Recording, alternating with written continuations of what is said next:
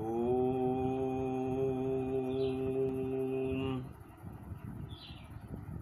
श्री गणेशाय नमः।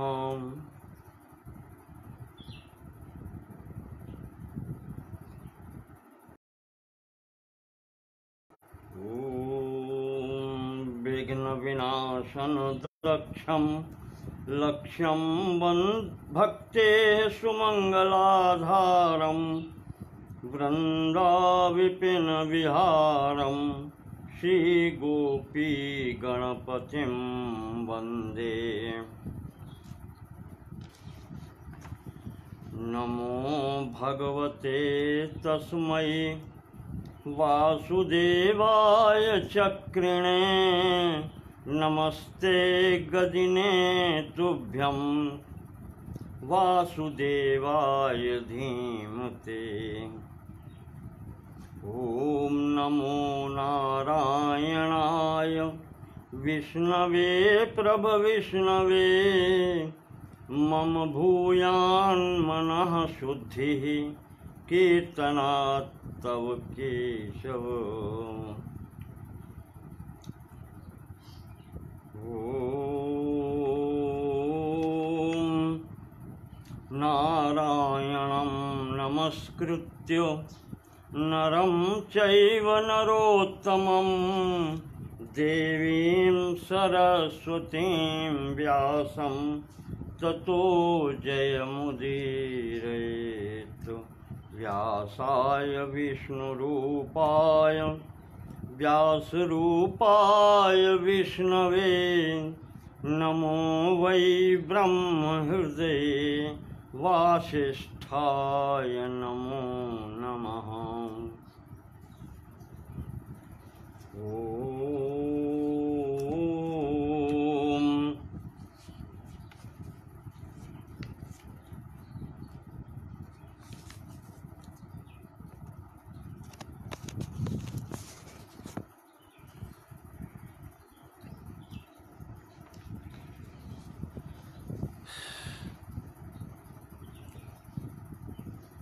भगवान की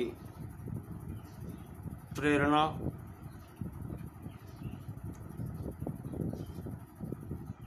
और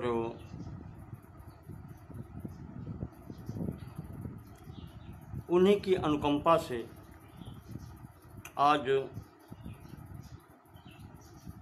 इधर कई दिनों के विश्राम के बाद में एक स्फुरणा हुई हृदय में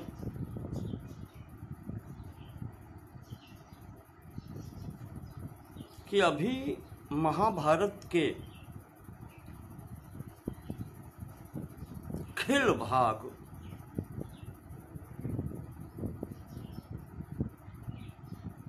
का वाचन शेष है।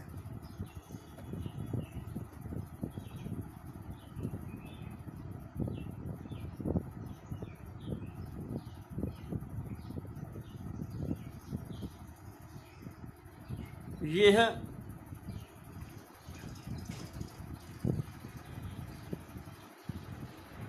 स्वतंत्र रूप से हरिवंश पुराण भी कहा जाता है।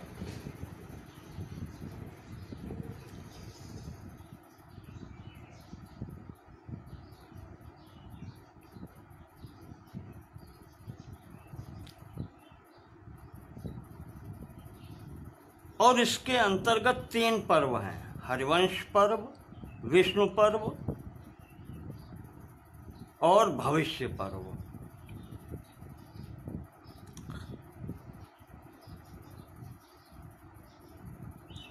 महाभारत के प्रारंभ में ही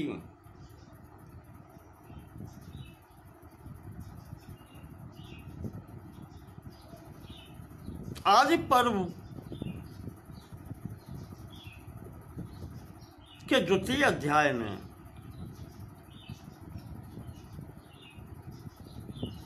जो अनुक्रमणिका अध्याय पर्व कहा जाता है,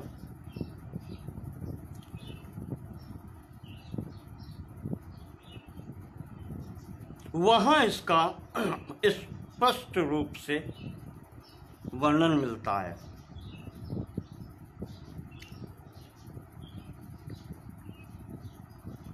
वैसे तो महाभारत में 18 पर्व बताए गए हैं, पर अनुक्रमणिका अध्याय में इसको 100 पर्वों वाला भी कहा गया है। शत पर्व यानी 100 पर्व वाला भी कहा गया है। और उस अनुक्रमणिका अध्याय में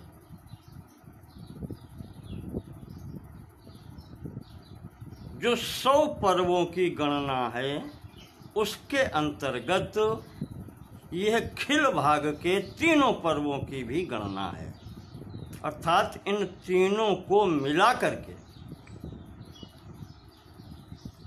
100 पर्व पूरे हुए हैं। दूसरे अध्याय में जहां से प्रारंभ किया गया है,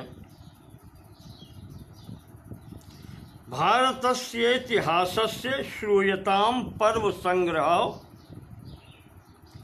पर्वानुक्रमणि पूर्वम द्वितीयः पर्व संग्रह।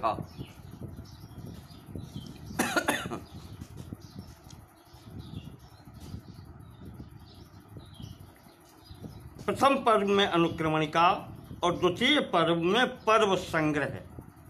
द्वितीय अध्याय में, प्रथम अध्याय में अनुक्रमणिका और द्वितीय अध्याय में पर्व संग्रह बतलाए गए हैं। और वहीं पर पौष्यम से प्रारंभ किया। पौष्यम पौलोम मास्तिकम आदिरंशावतारणम ततः संभव पर्वोक्तम अद्भुतम रोम हर्षणम। यहाँ से प्रारंभ किया गया है श्लोक संख्या 41-42 से, और अंत में हरिवंशस् ततः पर्व पुराणम खिल संगीतम विष्णु पर्वम शिशोचर्या विष्णो कंस वधस तथा भविष्यम पर्व चाप्युक्तम खिलेष्वेवाद्भुतम महत् एतत् पर्व शतम पूर्णम व्यासेनोक्तम महात्मना। श्लोक संख्या 82-83। यहाँ तक 100 पर्वों की संख्या पूर्ण हुई है, जिसमें अंत में हरिवंश पर्व, विष्णु पर्व और भविष्य पर्व, इन 3 की गणना को मिलाकर के 100 पर्व पूर्ण किए गए हैं।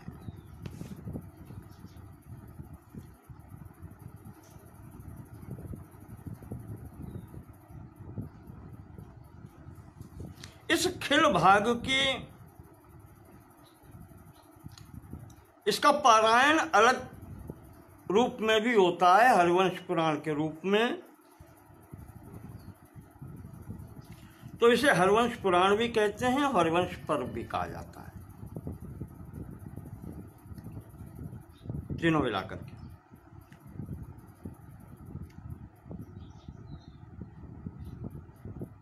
महापुरुषों ने बतलाया है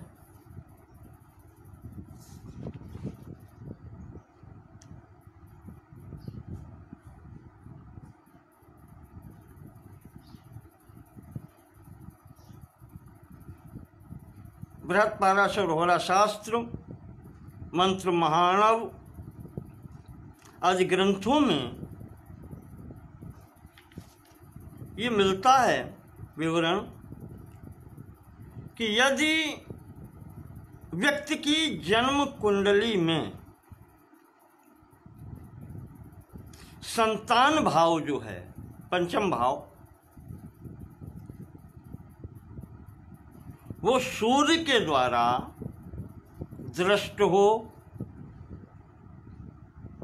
आविष्ट हो या बाधित हो,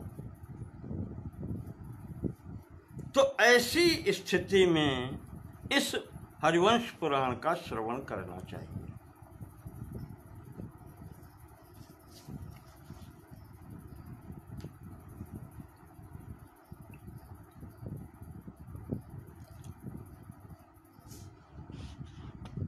इसका नवान्निक पारायण होता है।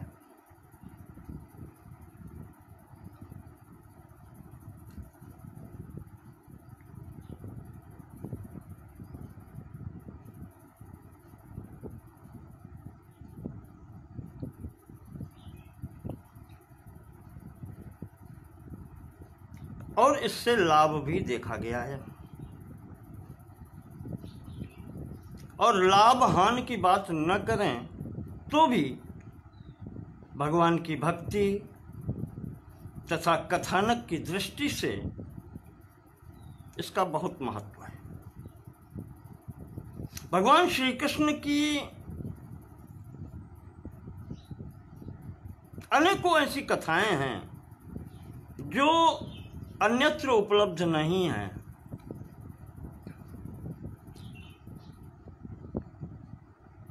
वो यहाँ पर प्राप्त होती हैं।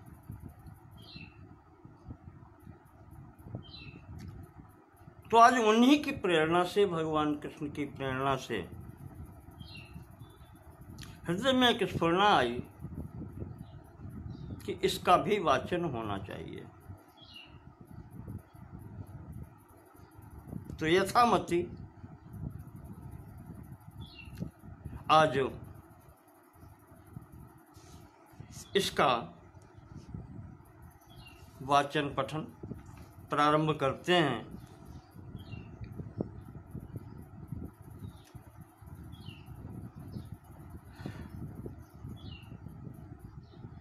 ओम श्री परमात्मने नमः। नारायणं नमस्कृत्य नरं चैव नरोत्तमं देवीं सरस्वतीं व्यासं ततो जयमुदीरयेत्।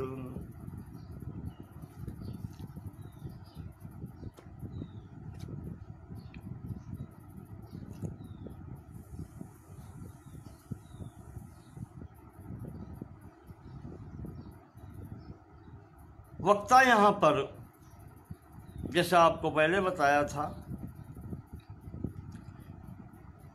उग्रश्रवा जी हैं, जो सूत रोमहर्षण जी के पुत्र हैं, इसलिए सौती भी कहे जाते हैं।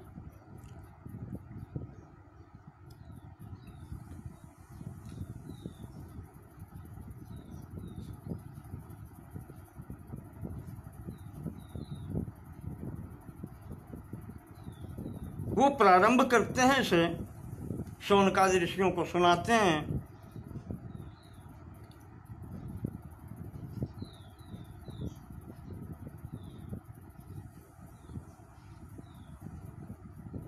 द्वैपायनोस्तु पुटनिःसृतमप्रमेयं पुण्यं पवित्रमथ पापहरं शिवं च यो भारतं समधिगच्छति वाच्यमानं किं तस्य पुष्करजलैरभिषेचनेन। महाराज कहते हैं कि व्यास जी के मुख से निकले हुए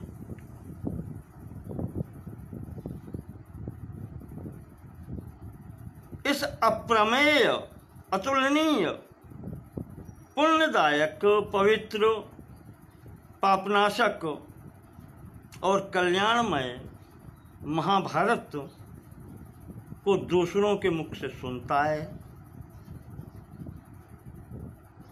उसे फिर पुष्कर जैसे तीर्थ जल में स्नान करने की भी आवश्यकता नहीं पड़ती। क्या आवश्यकता है?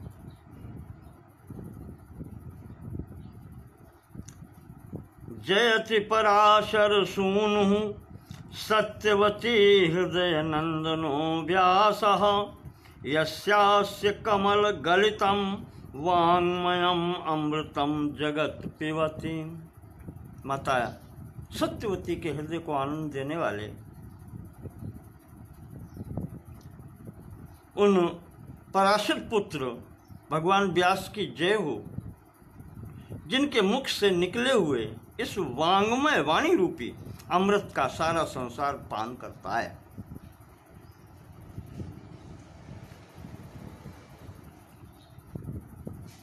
कहते हैं कि जो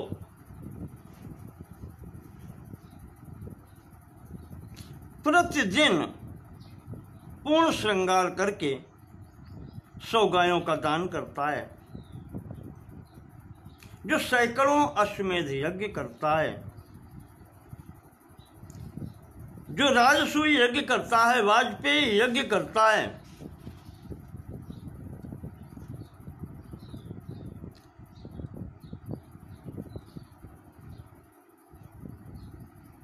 उसकी चाहे मुक्ति हो या न हो,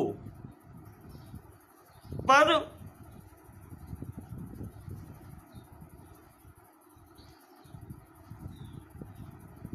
इस पुराण के श्रवण मात्र से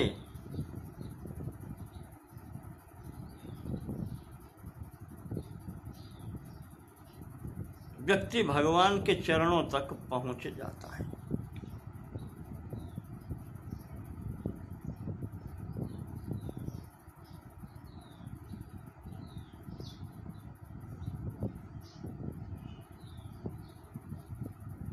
यथा रसेन लुब्धा मधुपः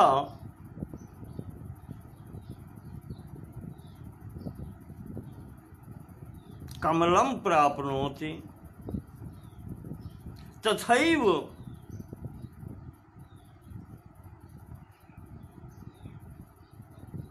रसलुब्धा भगवद्भक्तः हरिपद कमलं प्राप्नोति।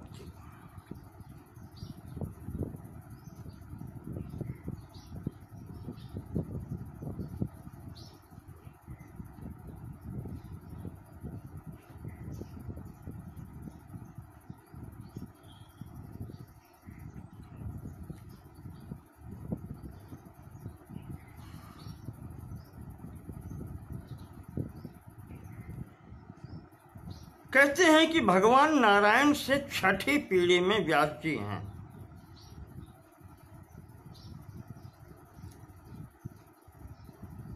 भगवान व्यास, उनसे ब्रह्मा जी, ब्रह्मा से वशिष्ठ, वशिष्ठ से शक्ति, शक्ति से पराशर और पराशर से व्यास जी।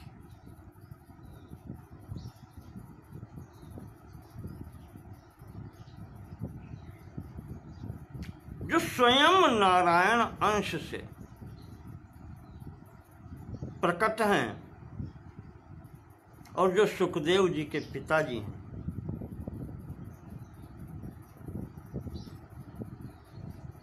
आइए हम सब आज उनकी शरण में जाएं और उनको हृदय से प्रणाम करें।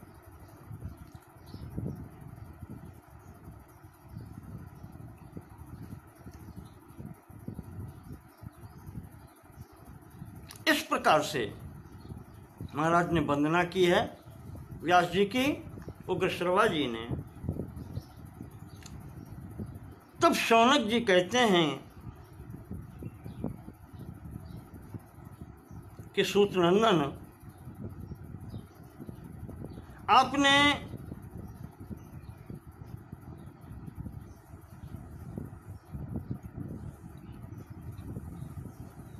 बहुत से भरतवंशी राजाओं, देवताओं, दानवों, गंधर्वों, नागों, राक्षसों, दैत्यों, सिद्धों इत्यादि से संबंध रखने वाला बहुत बड़ा उपाख्यान सुनाया है।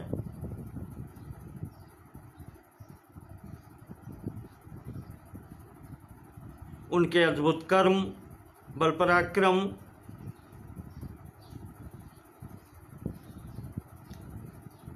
तथा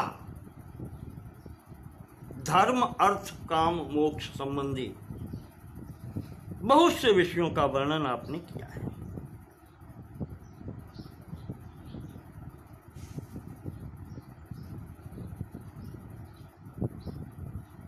परंतु आपने विशेष रूप से कुरुवंशियों का वर्णन किया है।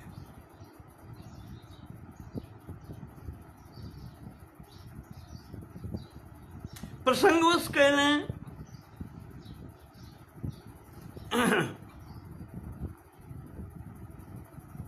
तो इसमें वृष्णि और अंधक वंश के वीरों का विशेष वर्णन नहीं हो पाया।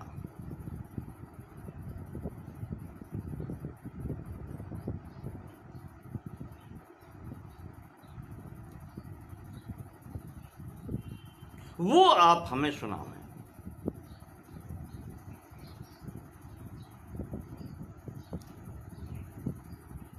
और दूसरे जो वक्ता थे इससे पूर्व के, आपको याद होगा, वैशंपायन जी ने ये संपूर्ण कथा महाभारत की जन्मेजय जी को सुनाई थी।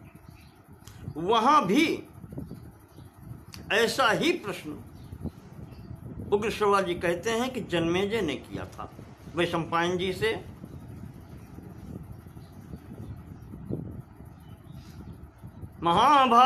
महाभारतमाख्यानम बहुअर्थम श्रुति विस्तरम कथितम भवता पूर्वम विस्तरेण मया श्रुतम। भगवान आपने वेद के अर्थ को स्पष्ट करके विस्तार पूर्वक धर्म अर्थ काम मोक्ष आदि से पूर्ण हुई जो महाभारत की कथा कही, उसको मैंने विस्तार पूर्वक सुना। न च मे तृप्तिरस्ति कथ्यमाने पुरातने, पर इससे मेरी अभी तक तृप्ति नहीं हो रही है।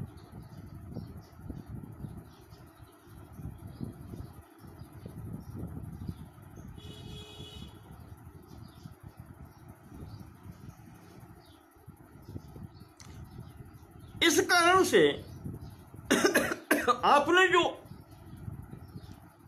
वृष्णि और अंधक वंश के वीरों के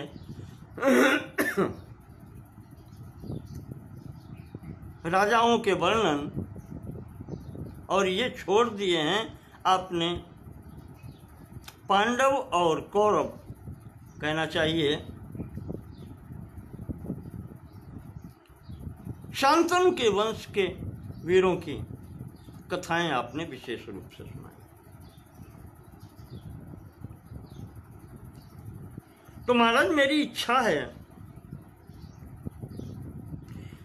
सत्वम सर्वम अशेषेण कथयस्व महामुने, जो शेष रह गए थे वो भी महाराज अब सुना दीजिए।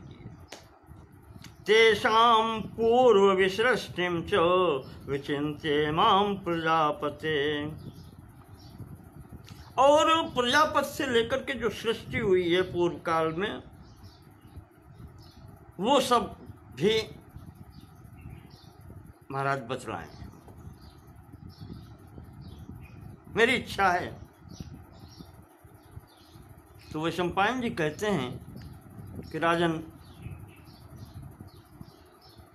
बहुत अच्छा प्रश्न किया है तुमने।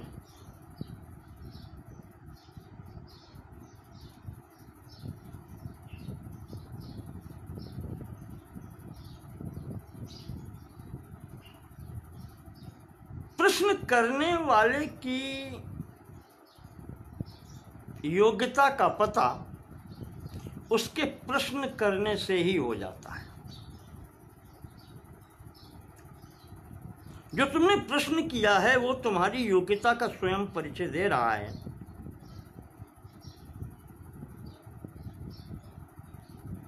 तो अब ध्यान देकर के सुनो। शृणु राजन कथाम दिव्याम, दिव्य कथा सुनो। पुण्याम पाप मोचिनी, पुण्यदायक है, पापों का नाश करने वाली है। कथ्यमानाम मया चित्राम बहवर्थाम श्रुति संहिताम,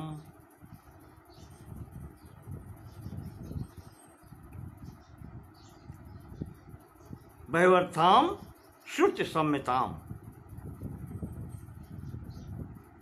जो वेद सम्मत है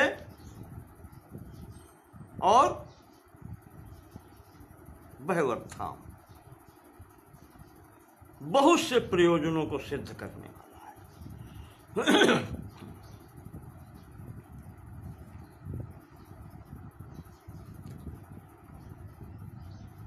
तो जो तुमने प्रश्न किया है, पूर्व विसृष्टिम च, सृष्टि से आरंभ करके विशिष्ट सृष्टि, वहां से तो ध्यान देकर के सुने।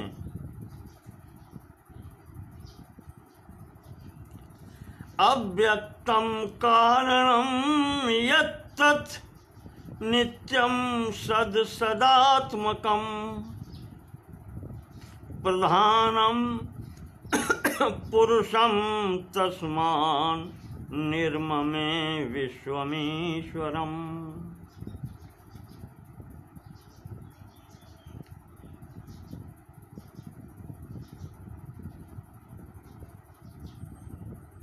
ईश्वर ने इसकी सृष्टि जो की है, पहले तो अपने को द्विधा किया है, दो रूपों में, प्रधान और पुरुष के रूप में अपने को स्थापित किया, और उन्हीं से इस सृष्टि का निर्माण किया है।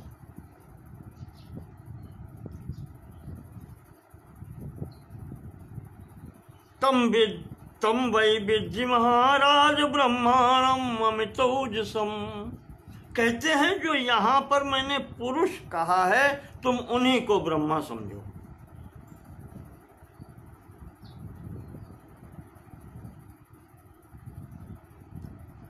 स्रष्टारम सर्वभूतानां नारायण परायणम। वे ही समस्त प्राणियों की सृष्टि करने वाले हैं तथा भगवान नारायण के आश्रित हैं।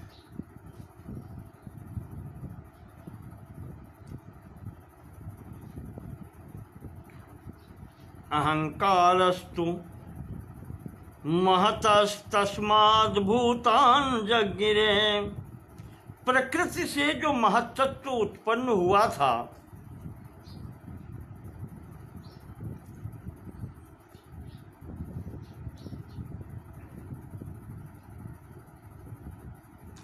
उस महत्त्व से अहंकार की उत्पत्ति हुई, और इस अहंकार से इन संपूर्ण प्राणियों की सृष्टि हुई।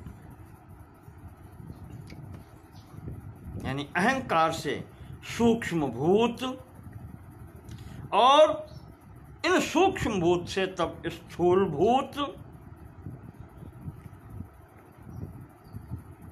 इस प्रकार से क्रम से इनकी उत्पत्ति हुई है।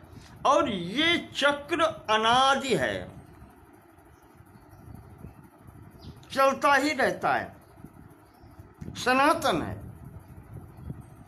सर्ग चक्र, सृष्टि चक्र सनातन है।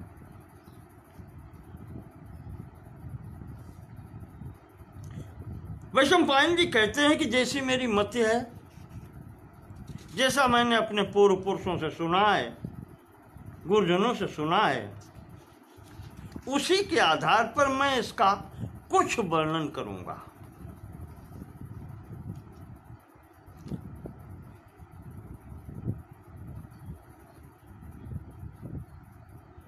संपूर्ण मैं भी नहीं जानता।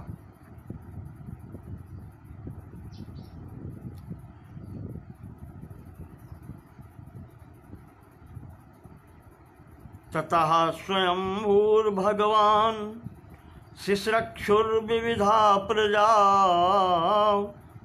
अप एव ससर्जादौ तासु वीर्यमवासृजतु।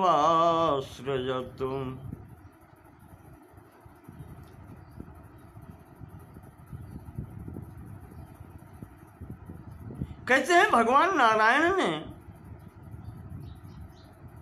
जब सृष्टि करने की इच्छा की, शिश्रक्षुर, सृष्टि की इच्छा,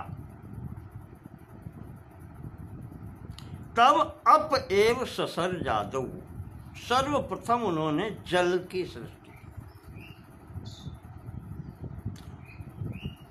तासु वीर्यम अवासृजत, तो फिर उसमें उन्होंने अपनी शक्ति का आधान किया।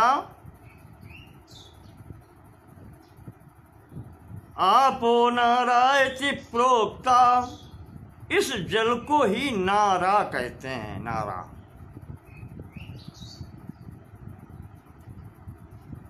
आपो वै नर सूनवः,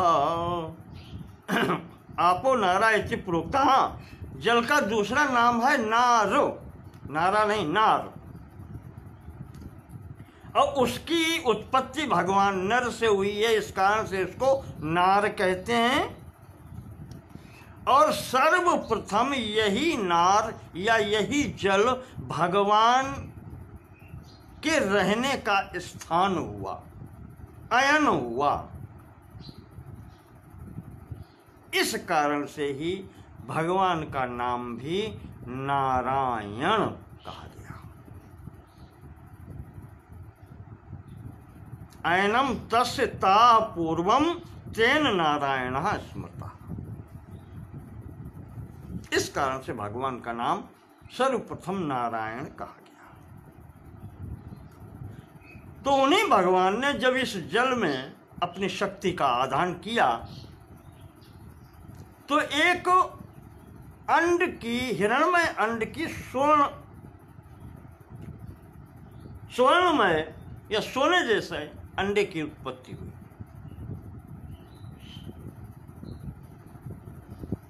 बहुत दिनों तक ये उस जल में पड़ा रहा।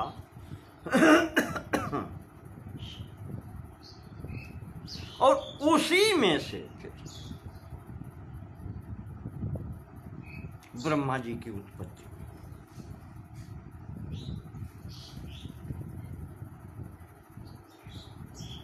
तत्र यज्ञे स्वयं ब्रह्मा स्वयंभू इति नः श्रुतम, ये ऐसा मैंने सुना है।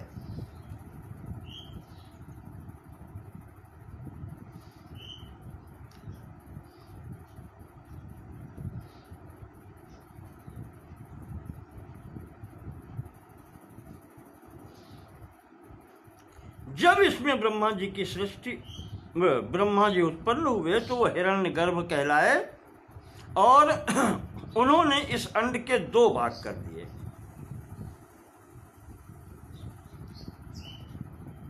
एक भाग से जीवलोक कहा गया, नीचे के भाग को भूलोक कहा गया, और इनके मध्य में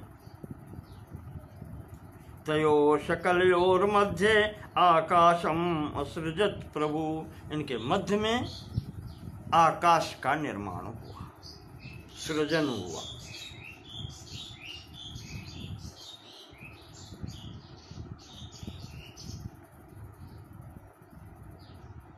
तो इस प्रकार से ये है। अप्सु पारिप्लवाम पृथ्वीं दिशश्च दशदा ददे, उस जल के ऊपर इस पृथ्वी को स्थापित किया गया, और यहीं पर 10 दिशाएं निश्चित हुई। पूर्व पश्चिम, उत्तर दक्षिण, ईशान आग्नेय, वायव्य नैऋत्य, ऊर्ध्व और अधः, इस प्रकार से।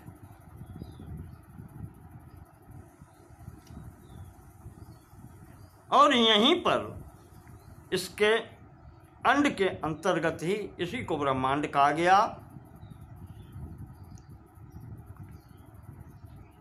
ब्रह्मा जी ने काल, मन, वाणी, काम, क्रोध, रति इत्यादि ये भाव जितने हैं, इनकी सृष्टि की, और फिर 7 प्रजापतियों को उत्पन्न किया। मरीचि मत्र अंगिरसम पुलश्चम पुलहम क्रतुम वसिष्ठम च महातेजा सोसृजत सप्तमानसान। ये उन्होंने अपने मानस पुत्र उत्पन्न किए। मरीचि, अत्रि, अंगिरा, पुलस्त्य, पुलह, कृत और वशिष्ठ।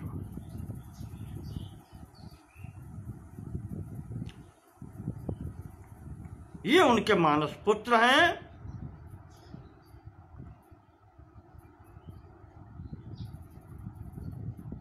ये सात के सातों ब्रह्मा बतलाए गए, पिता के समान ही प्रभाव वाले। इसके अंतर बाद में भगवान ने, ब्रह्मा जी ने रुद्र को प्रकट किया है, और रुद्र के बाद में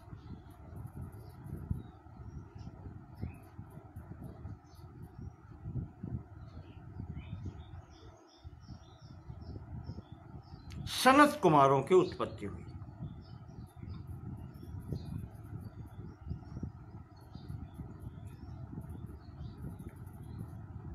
राजन, इस प्रकार से जब ये उत्पत्तियां हुई तो सप्त ऋषियों को जो प्रथम सात आए हैं और आठवें रुद्र, ये है उस स्तर के हैं, ब्रह्मा जी के स्तर के, और इन्होंने फिर सृष्टि प्रारंभ की। इनमें से जो सात ऋषि हैं प्रथम के, तेषाम सप्त महावंशा दिव्या देवगणान्विता, ये इन्होंने जो सृष्टि की है सात ऋषियों ने, इनके अंतर्गत ही देवता आदि सबके वंश आते हैं। इनके सबके वंश क्रियावंता प्रजावंतो, क्रियावान भी हैं इनके वंश के लोग और प्रजावान भी हैं, यानी संतानवान भी हैं। और इसमें आगे चल करके बहुत से महर्षियों, ऋषियों का जन्म हुआ है।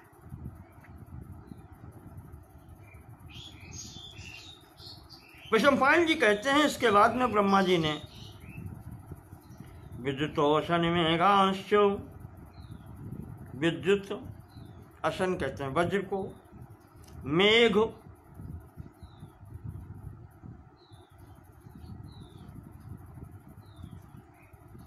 इंद्रधनुष, पक्षी समुदाय, पर्जन्य यानी बादलों की सृष्टि की। फिर यज्ञ की सिद्धि के लिए ऋग्वेद, यजुर्वेद और सामवेद, इस वेदत्रयी को प्रकट किया।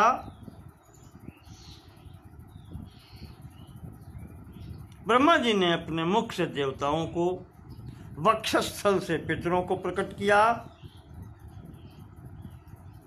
उपस्थेंद्रिय जननेन्द्रिय से मनुष्यों को प्रकट किया, और जंघाओं से असुरों को प्रकट किया। इस प्रकार से ये सृष्टि एवं अनुशुश्रुम, ऐसा मैंने सुना है।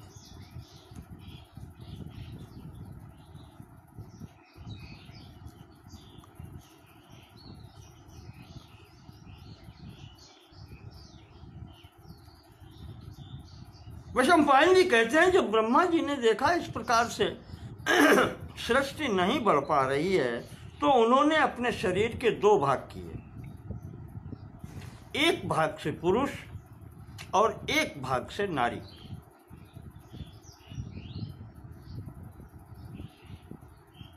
यानी यहां से लिंग भेद हुआ। अब मैथुनी सृष्टि की यहां से उत्पत्ति होती है, और यहां से मैथुनी सृष्टि प्रारंभ होती है। जो श्रीमद् भागवत में वर्णन आया है, तस् कायम अभूत द्वैधा, उन्होंने अपने शरीर के दो भाग किए, तो एक स्वयंभू मनु पुरुष रूप में और स्त्री रूप में शतरूपा के रूप में स्वयं ही अपने शरीर के दो भाग किए। यहाँ से ही सृष्टि प्रारंभ होती है, मैथुनी सृष्टि।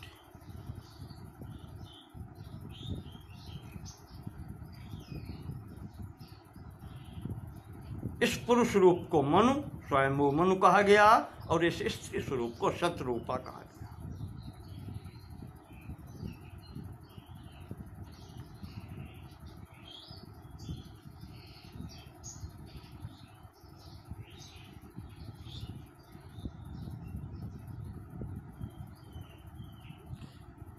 मनु से प्रथम की सृष्टि जो है वो अयोनिजा मानसिक सृष्टि है, और मनु के बाद की जो सृष्टि है वो योनिजा अर्थात मैथुनी सृष्टि है। ये द्वितीय सर्ग है।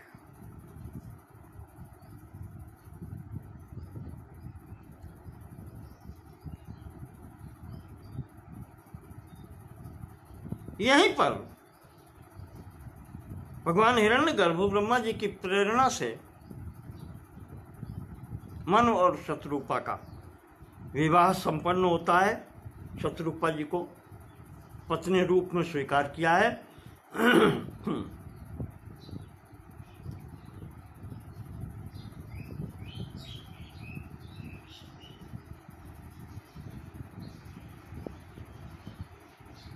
यही स्वयंभू मनु कहे जाते हैं, और इनका समय ही मनवंतर कहलाता है। यहाँ पर एक चीज विशेष तौर से विचार करने की है, ये प्रारंभिक सृष्टि है और इनके समय भी अलग अलग हैं। यहाँ बहुधा देखा जाता है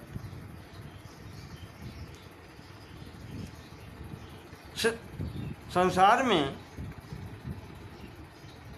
यज्ञदत्त के देवदत्त हुए, और इस तरीके से तो जितनी आयु यज्ञदत्त की है उतनी देवदत्त की है, पर यहाँ पर ये विचित्रता है। ब्रह्मा जी की जो आयु है वो एक कल्प की कही जाती है। एक कल्प क्यों? ब्रह्मा जी का एक दिन एक कल्प होता है, और इस एक कल्प में 1000 चतुर्युग होते हैं, और इस 1000 चतुर्युग में 14 मनु होते हैं। तो इस प्रकार से देखा जाए तो एक मनु का समय 71 चतुर्युगी से कुछ ऊपर आता है। मोटे तौर पर इसे हम 71 चतुर्युगी मानते हैं, क्योंकि ब्रह्मा जी के एक कल्प में एक दिन में 1000 चतुर्युगी बतलाई गई है। तो अगर आप देखें ब्रह्मा जी का 1000 चतुर्युगी का एक दिन है। अब 100 वर्ष सबकी आयु कही गई है, तो उनका समय इस प्रकार से होता है। उनके पुत्र हुए, शरीर से उत्पन्न हुए मनु, उनका समय इतना कम है। बस यही यहाँ पर विचित्रता है। पिता और पुत्र की आयु में भी इतना फर्क, इतना अंतर है। तो मनु जी का जितना समय है 71 चतुर्युगी का, चतुर्युगी का मतलब सतयुग, त्रेता, द्वापर और कलयुग का एक बार बीत जाना एक चतुर्युगी होती है। 71 बार इनका बीतना 71 चतुर्युगी होता है। इतना समय एक मनु का होता है।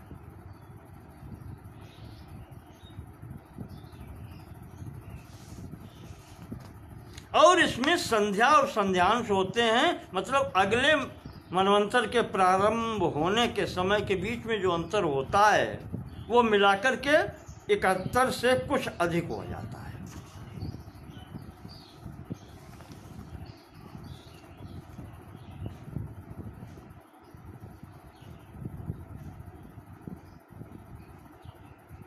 यहाँ पर कुछ कथा में कल्प भेद से कह लें, समय भेद से कह लें, कुछ अंतर आता है। श्रीमद् भागवत या अन्य जगहों पर आपने पढ़ा होगा, स्वयंभू मनु के 2 पुत्र हुए, उत्तानपाद, प्रियव्रत और 3 कन्याएं हुई।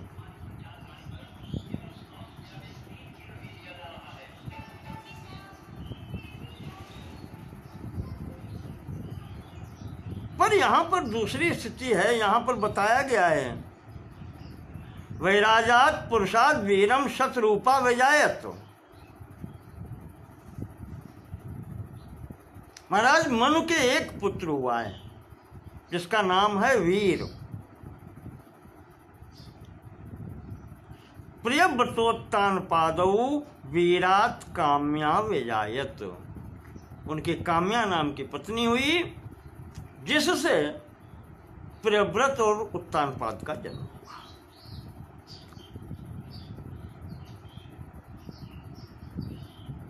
अब ये काम्या कहां से आ गई? तो यहां बताया है कि कर्दम ऋषि की एक पुत्री ये है, काम्या नाम की, उसका विवाह इधर हुआ है, वीर से।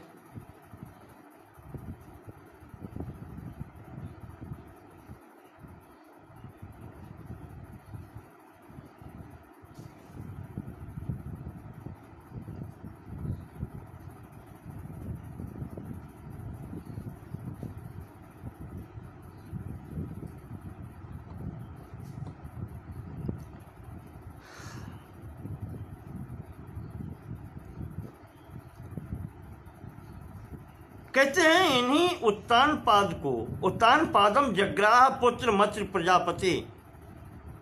महाराज अत्रि ने इनको गोद लिया, उत्तानपाद को, और उत्तानपाद से उनकी पत्नी के द्वारा 4 पुत्र प्राप्त हुए।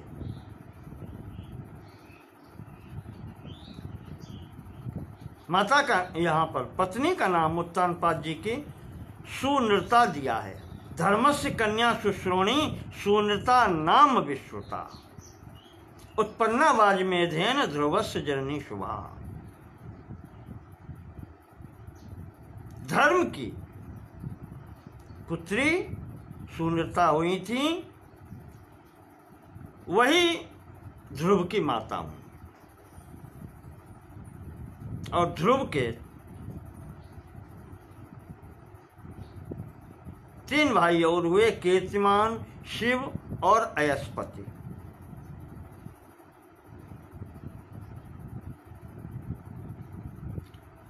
ध्रुव ने तपस्या करके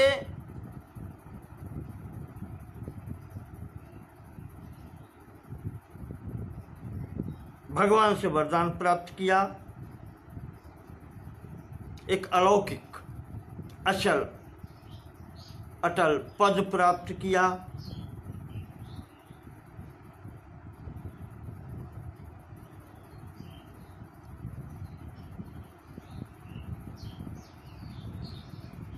और तीनों लोकों में इनकी, संपूर्ण लोकों में इनकी ख्याति हुई।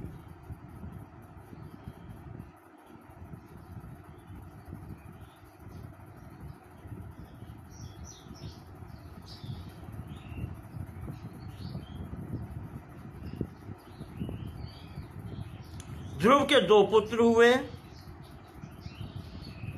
श्लिष्टि और भव्य। श्लिष्टि के 5 पुत्र हुए, रिपु, रिपुंजय, पुण्य, ब्रकल और ब्रक्तेजा।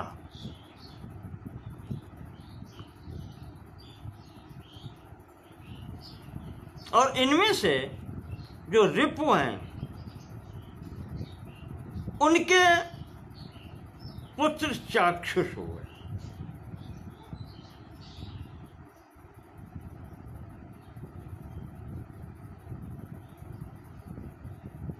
इन चाक्षुष के एक पुत्र हुए जो पुनः मनु के नाम से विख्यात हुए, और उन मनु के वंश मनु के जो हैं, फिर 10 पुत्र हुए। ये वंशावली है, हरिवंश की बात चल रही है।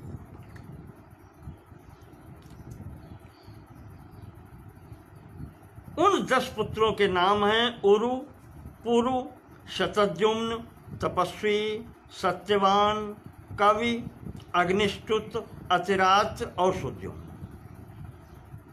10वां पुत्र था अभिमन्यु। ये सृष्टि के प्रारंभ से चल रहा है, ये अभिमन्यु प्रथम है।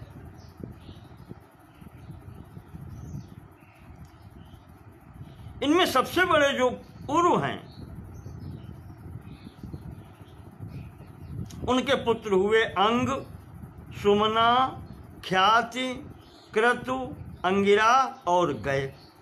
ये 6 पुत्र हुए। और इन्हीं अंग के पुत्र, जैसा कि श्रीमद् भागवत में आया है कि सुनीता के गर्भ से वेन नामक एक पुत्र को उत्पन्न किया। और उस वेन के अत्याचारों से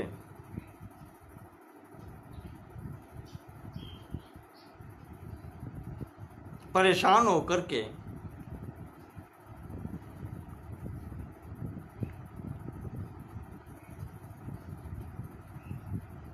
ऋषियों ने उसे नष्ट कर दिया। अराजकता फैलने के डर से फिर उसकी दाहिनी भुजा से महाराज पृथु की उत्पत्ति हुई ऋषियों की कृपा से।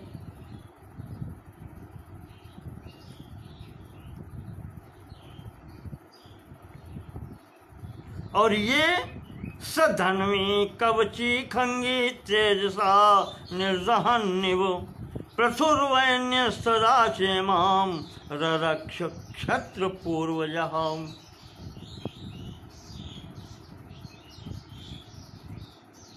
इन्होंने प्रजा के क्षरण से रक्षा की, तो क्षतात त्रायते तस्मात् क्षत्रिया, ये क्षत्रिय कहे गए। रंजनात् राजा, प्रजा के रंजन करने के कारण, प्रजा का पालन करने के कारण, प्रजा को सुख देने के कारण ये राजा कहे। राजसूयाभिषिक्तानाम आद्या सा वसुधा रिपो। राजसूय यज्ञ करके ये अभिषिक्त हुए, ये प्रथम राजा है। तस्माच्चैव समुत्पन्नो निपुणो सूतमागधौ। और उन्हीं की यज्ञ में सूत और मागध इत्यादि ये गण प्रकट हुए।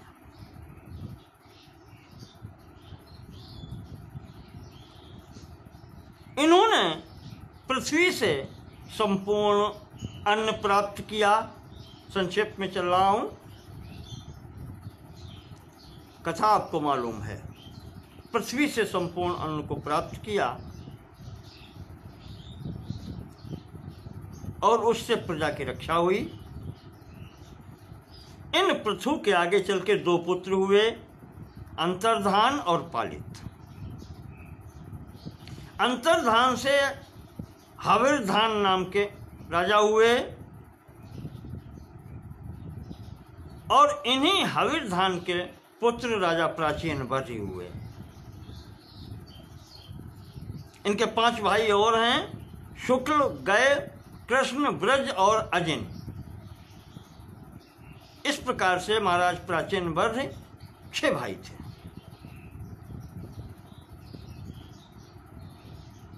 अच्छे प्रजापालक हुए।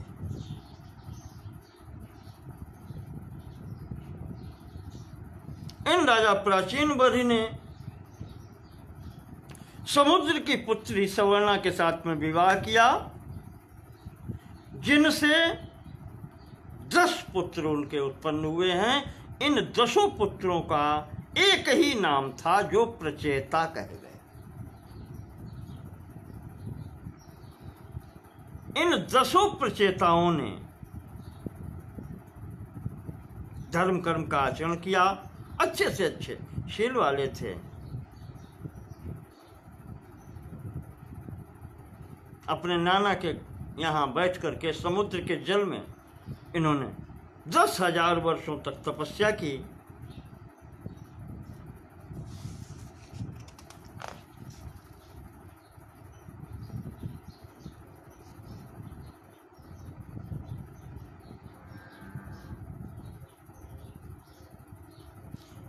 तपस्या करने के बाद में जब बाहर आए तो देखा संपूर्ण पृथ्वी वृक्षों से भर गई, घास फूस से सब भर गई। तो इन्होंने क्रोध करके उसको जलाना प्रारंभ किया। इस पर अब उसमें वनस्पतियां, औषधि भी थीं। ये सब अधिकार क्षेत्र चंद्रमा का था। तो वो आए और वो आकर के उन्होंने एक मारिशा नाम की कन्या जो थी वो इनको भेंट की और कहा कि ऐसा मत करो, जलाओ नहीं इनको, इनकी व्यवस्था करो।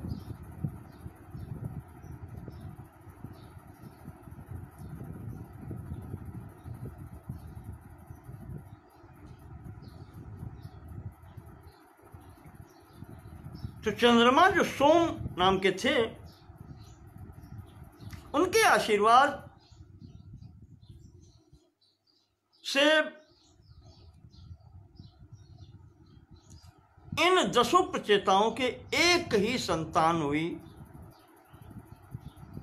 जिनका नाम हुआ दक्ष।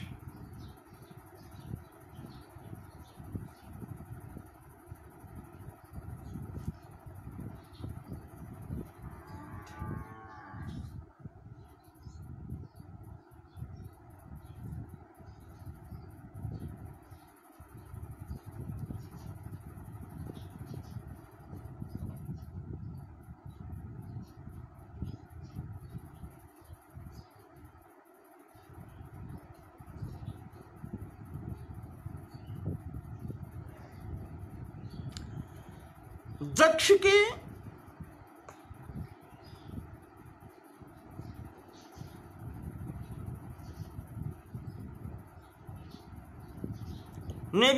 दक्ष ने भी आगे चल करके जो सृष्टि की है,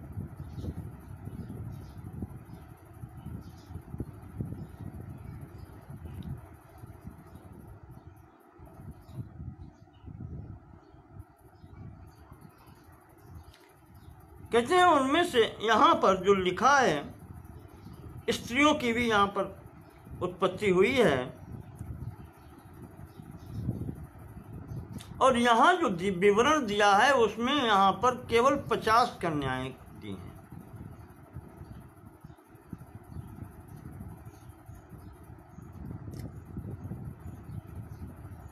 और विवरण आता है 10 कन्याएं धर्म को दी हैं, 13 कन्याएं कश्यप जी को दी हैं, 27 कन्याएं चंद्रमा को दी हैं।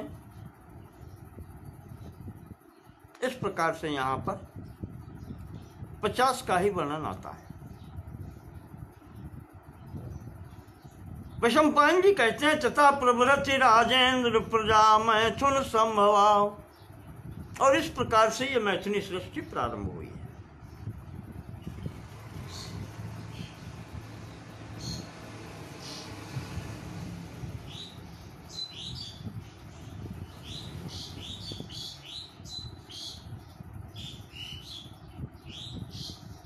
यहाँ पर वैशंपायन जी ने, जन्मेजय जी ने एक शंका की है कि महाराज इधर पहले आपने जो पुरानी कथा सुनाई थी उसमें ये कहा था कि दक्ष ब्रह्मा जी के दाहिने पैर के अंगूठे से उत्पन्न हुए और उनकी पत्नी बाएं अंगूठे से उत्पन्न हुई हैं ब्रह्मा जी के।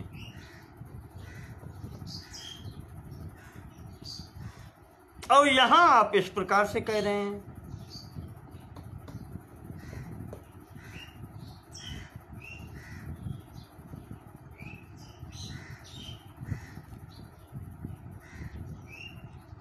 वहाँ जो हुआ था,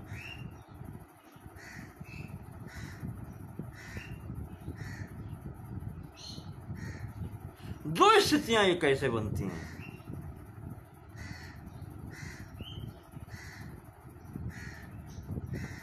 चंद्रमा, सोम जो नाम लिया है आपने, इनके यहाँ ये पुत्री के पुत्र हुए,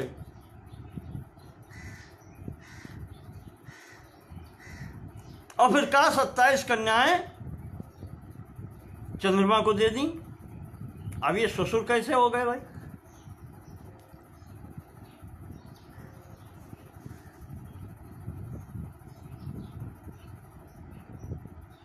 तो भाई सम्पायन जी ने कहा कि राजन, ये सृष्टि चक्र है,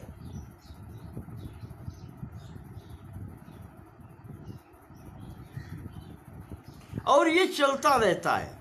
युगे युगे भवन्ते ते सर्वे दक्षादयो नपो। ये दक्ष आदि या जो प्रजापति हैं, ये सब आगे पीछे हर युग में अलग अलग रूप से उत्पन्न होते रहते हैं। पुनश्चैव निरुध्यन्ते विद्वांस तत्र न मुह्यति। उत्पन्न होते हैं, मरते हैं, सृष्टि चक्रवत चलती रहती है। इस कारण से इसमें मोहित होने की आवश्यकता नहीं। प्रथम जन्म में सोम रहे होंगे, दूसरे जन्म में आकर के जब तक ये स्थिति आई तब तक वो चंद्रमा के रूप में आ गए, तो शरीर बदल गया, वो हो गया।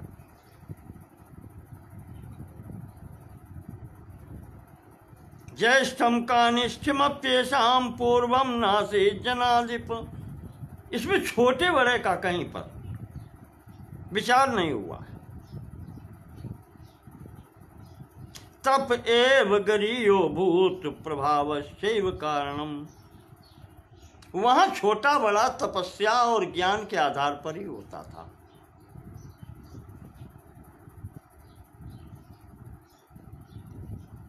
तो इसमें कहा कि शंका करने की आवश्यकता नहीं है।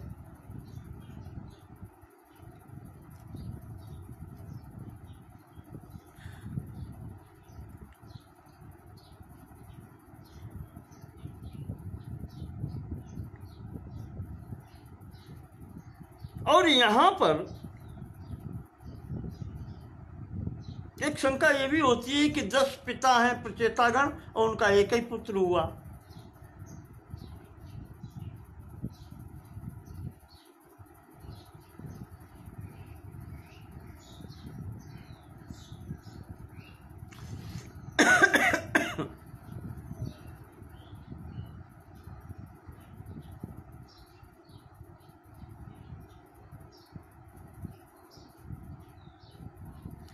तो यहां भी आप ये कह सकते हैं कि वो तपस्या की स्थितियां हैं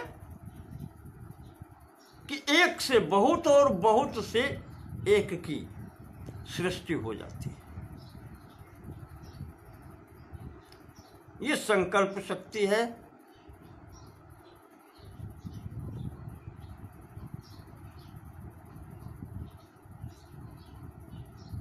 जो तपस्या के आधार पर प्राप्त होती है। तो यहां कहा शंका करने की आवश्यकता नहीं है।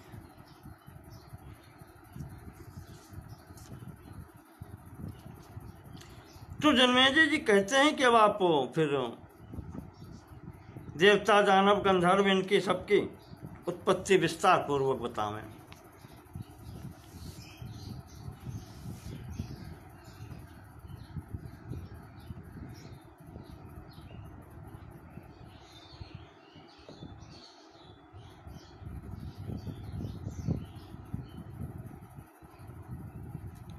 दूसरे स्थान पर वर्णन आता है उसी श्रीमद् भागवत में प्रसंग में कि प्रथम दक्ष जो हुए हैं उनकी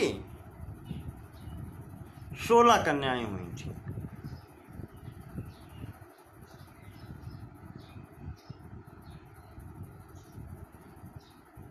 जो अंगूठे से उत्पन्न हुए थे ब्रह्मा जी के। और वहां पर जो विवरण आता है वो ये आता है कि 13 पत्नियां धर्म को दी थीं शेष 3 जो हैं, एक स्वाहा नाम की अग्नि को, सुधा नाम की कन्या पितरों को, तथा जो सबसे छोटी थी सती, वो भगवान रुद्र को दी थी, शिव जी को।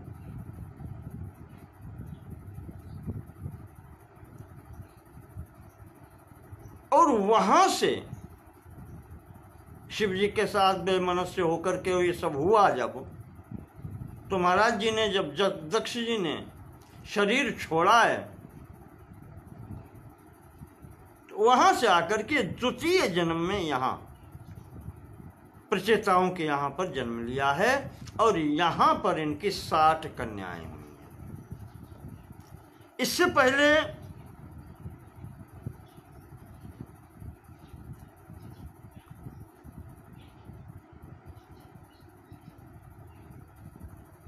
दक्ष ने यहाँ दिया जो है, मानसान्येव भूतानि पूर्वमेवासृजत् प्रभु। कुछ सृष्टि मानसी की है, ऋषि देवता गंधर्व असुर राक्षस यक्ष भूत पिशाच पशु पक्षी सर्प, ये सब मानसी सृष्टि उत्पन्न किए संकल्प से।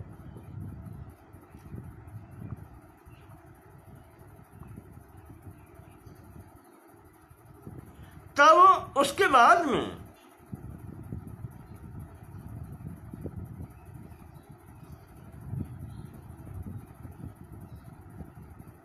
असिकनी नाम की जो इनकी पत्नी है दक्ष जी की, उससे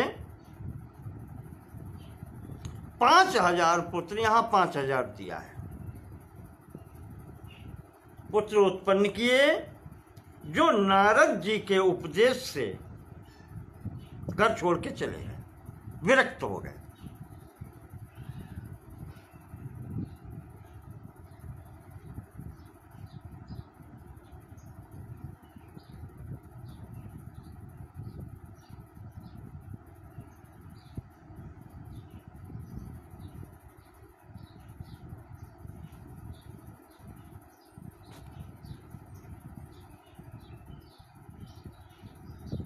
और यहां भी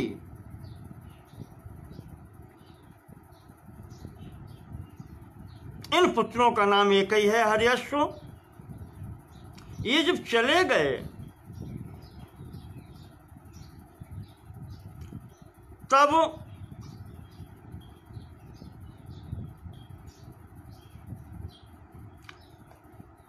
महाराज दक्ष जी ने नारद जी को शाप दिया।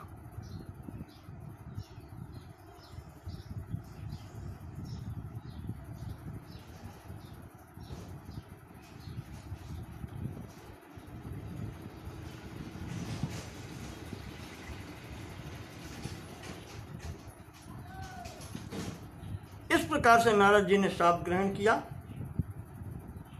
कि तुम कहीं रुक न सको, चलते रहो, चरैवेति चरैवेति।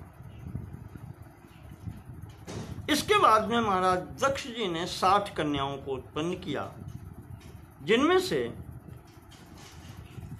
प्रजापति कश्यप को 13 कन्याएं दी हैं,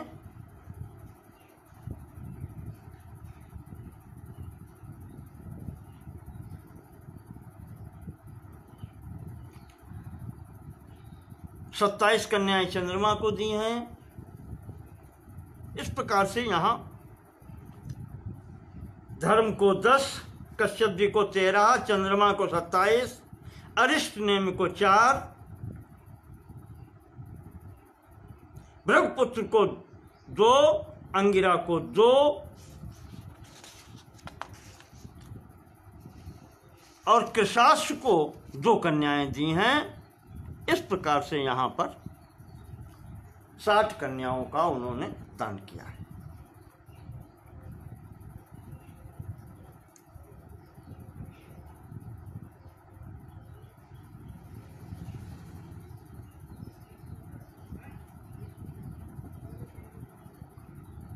इसके बाद में इनके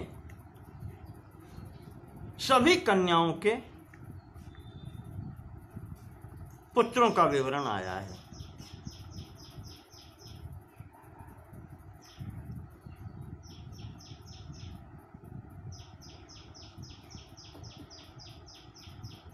चंद्रमा को जो कन्याएं दी थीं 27 उनसे कोई संतान ही नहीं हुई।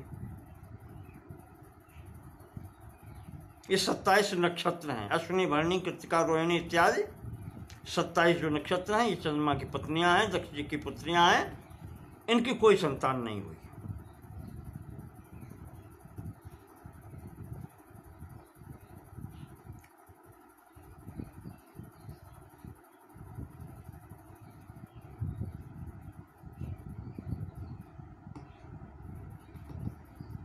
इस प्रकार से यहां पर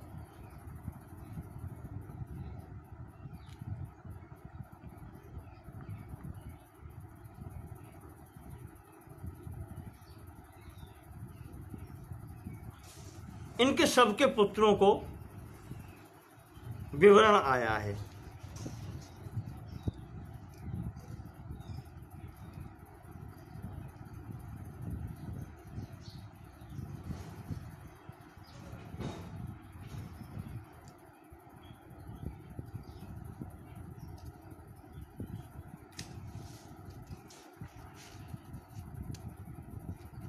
क्योंकि सर्ग के विषय में यहाँ पर प्रश्न हुआ है, तो यहाँ पर विस्तार से इनकी संतानों का वर्णन है, कौन कौन कितने हुए। यहाँ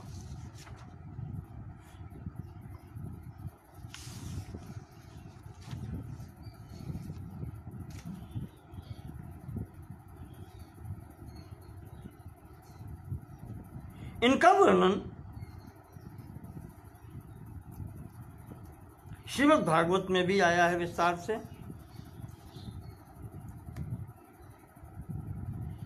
जैसे जो धर्म की पत्नियां हैं उनके नाम हैं अरुंधति, इसमें भी नाम है अरुंधति, वसु, यामी, लंबा, भानु, मरुत्वती, संकल्पा, मुहूर्ता, साध्या, विश्वा, ये 10 पत्नियां धर्म की हैं।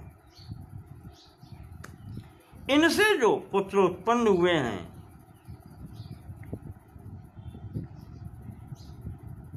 विश्वा से विश्वदेव उत्पन्न हुए हैं, भानु से भानु देवता उत्पन्न हुए हैं, मुहूर्ता से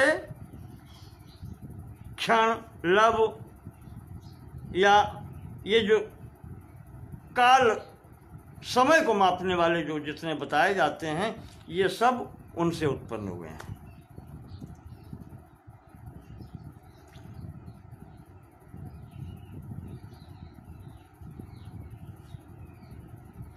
लंबा से घोष नाम के देवता उत्पन्न हुए हैं, यामी से स्वर्ग के देवता उत्पन्न हुए हैं, नागवीथी उत्पन्न हुई, अरुंधति में घृत, पशु, औषधि, ये सब पृथ्वी के विषय उत्पन्न हुए हैं।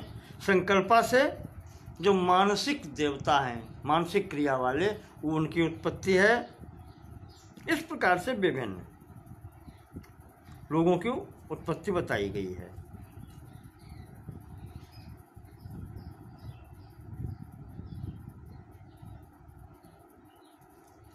विस्तार से यहाँ पर पुत्रों की, इन 60 पुत्रियों के पुत्रों की, जैसे दिति से दैत्य उत्पन्न हुए, हिरण्याक्ष, हिरण्यकश्यप, तो उनके वंश के भी कुछ नाम आए हैं। हिरण्यकश्यप के प्रहलाद, प्रहलाद के आगे विरोचन, विरोचन से बलि, इस प्रकार से उनके वंश भी आए हैं। और आदित्य के पुत्र जो 10 हुए हैं, आदित्य कहे गए, इनके भी वंश आए हैं। यहाँ पर इनका सबका विवरण दिया गया है विस्तार से। इस अध्याय में 140 श्लोक हैं, बहुत विस्तार से दिया गया है। इस प्रकार से यहाँ पर वंश विवरण है जो मैंने संक्षेप से आपको बतलाया है। और आज की बात हम यहीं पर पूर्ण करते हैं। 3 अध्याय हो पाए, जैसी ईश्वर की इच्छा होगी उस प्रकार से ये अब क्रम चलेगा। थोड़े दिन स्फुरना हुई है तो पढ़ेंगे जब तक उनकी इच्छा है। तो बहुत बहुत धन्यवाद। जो भी लोग सामने सुन रहे हैं, विद्यावारिधि लवलेश मिश्रा जी इज वाचिंग, बहुत बहुत धन्यवाद डॉक्टर साहब। इसका आगे का हरिवंश पुराण है, महाभारत का खिल भाग कहा जाता है। इसका अब अगला भाग हम आपको चतुर्थ अध्याय से कल फिर लेकर के आगे चलेंगे। आज प्रथम दिन था तो भूमिका स्वरूप आपके सामने इतनी बातें रखी हैं। बोलिए व्यास जी महाराज की जय। ओम नमो भगवते वासुदेवाय। ओम नमो भगवते वासुदेवाय। नमो नमः।